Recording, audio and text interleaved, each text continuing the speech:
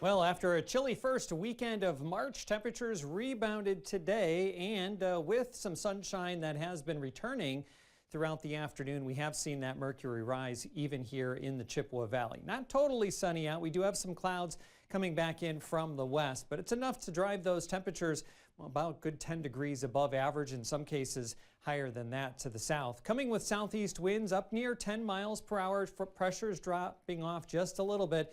And we've got, well, a lot of brown out there with this early March look out there on our Phoenix Park Skycam. But again, later this week, we're going to be changing that up with the return of some snow.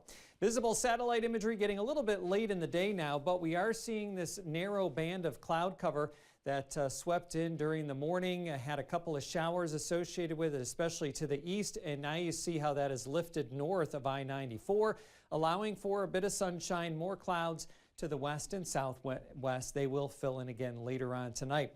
Up to the northeast, it is cooler, 30s and low 40s, and then we rise higher through the 40s and the mild 50s, very present along the Mississippi there in some of our southern counties, and a spring feel for sure across southern Minnesota. Notice widespread 50s, even some of the first 60-degree temperatures of the year being reported in parts of that state. We're not going to get that warm for this go around, but again, we are going to keep those temperatures mild even for tonight. As I track those over the next 24 hours, we have a warm front lifting north, increasing clouds, and also a few scattered showers overnight will prevent temperatures even really from dropping much below 40 until you get farther to the north. Now, with the clouds and eventually some more showers tomorrow, we will hold in the 40s, that rain coming up from the south throughout the afternoon.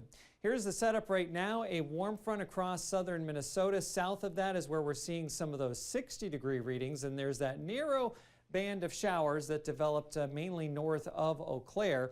Then low pressure, this is all going to organize here over the next 24 hours as it slides off towards the east. We can see on our forecast model here the progression of that low. It's going to take it right up into the Great Lakes and produce a rain to snow scenario. That'll start to happen tomorrow night, and snow may fall heavy at times overnight through part of Wednesday morning before it tapers off by early afternoon. Also notice all these lines here. That's the pressure gradient between the low and the high, and when you really squeeze that area together, all that air, it creates a lot of wind, and that's what we're looking at with this feature, something we really haven't had with our snow events so far this winter season.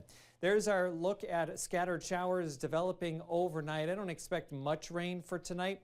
Otherwise, mostly cloudy skies, and we'll have dry periods for tomorrow for sure. There could be a spot shower or a little drizzle, and then later in the afternoon, that's when the wall of rain comes up from the south along I-90 and then fills in, and then notice it changes to snow as we look at that 9 p.m. to midnight window. It'll take longer to get down into our southern areas.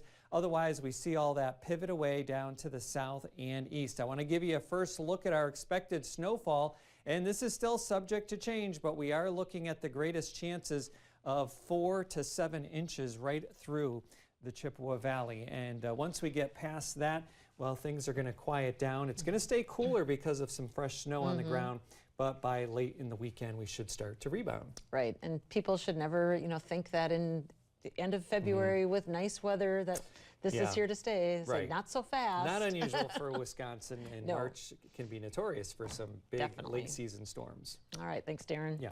We'll take another